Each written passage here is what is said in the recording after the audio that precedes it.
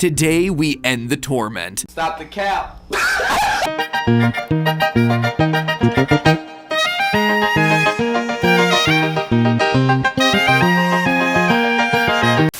Attempted a timeline video on this franchise since 2018. Back in the days when Mike was the crying child, Afton coming back was actually a surprise, and Fazgoo wasn't a phrase I'd ever thought I'd have to utter.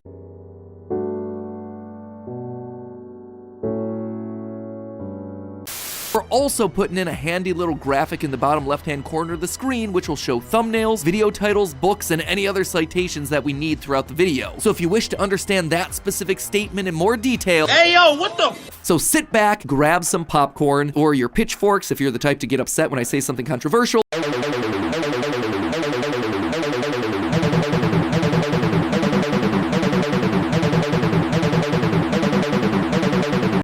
Without any more waiting, I present to you the story of a loving, obsessive father who slowly descended into madness and along the way discovered the secret to eternal life. The story begins not in the 1980s, or even in the 1970s, all the way back in the 1930s. It was the throes of the Great Depression, and people were in desperate need of cheap entertainment, especially in Utah, one of the states hit hardest, fourth highest unemployment in the nation and full of transients.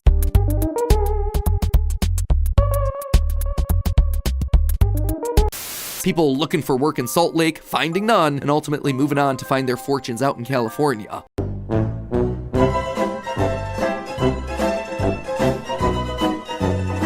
Featuring an animated bear drawn in the popular pie-eyed cartoon style for characters at the time. He resembled cartoons like Mickey Mouse, Felix the Cat, Betty Boop. So you could get food and entertainment as you watched the local trained real-life dancing bear perform on stage.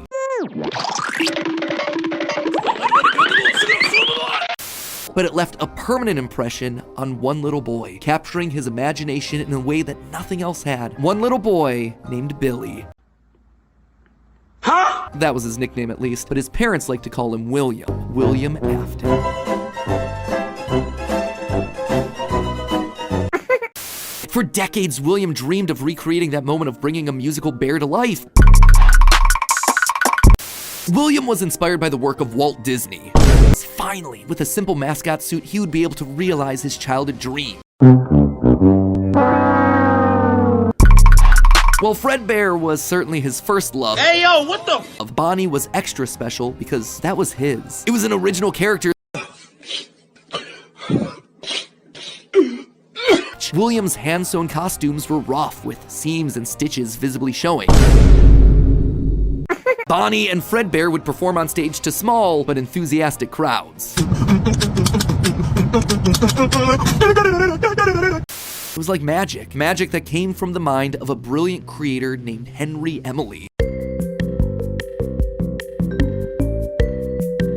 And a brown bear with a heavy southern accent. Wait, a bear? But bears were his animals. Why not a cow or a horse? They had the nerve to call this thing Ned Bear, a direct copy of his own Fredbear. Eventually, his restaurant would go bankrupt, only to get bailed out by, of course, Henry Emily. That said, not all the characters were winners. The reception to some characters was just mediocre, so they faded away into the dumpster. Other than that, things were going smoothly. He had himself a wife, 2 sons, a daughter. He had a thriving business. And best of all, he was able to learn the craft of robotics from the man that he both loved. Hey yo, what the?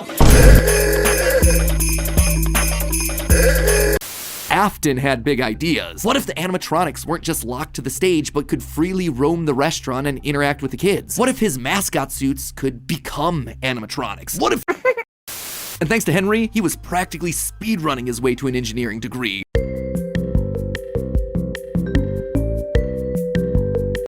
The only problem is that, timing-wise, none of our main characters would be the people in charge of that business in the 30s and a series of pizza restaurants in the 80s without them just being extremely old. Bruh. So if Afton created Fredbear, there would have to be some rival franchise. The only other person who would likely be ripping him off? Henry. We've talked extensively about how the mediocre melodies are clearly Henry's design aesthetic, so it just has to be him. I don't think Henry's doing this maliciously. He doesn't strike me as the type. He was likely building the robots at the orders of someone else that was running a rival restaurant franchise.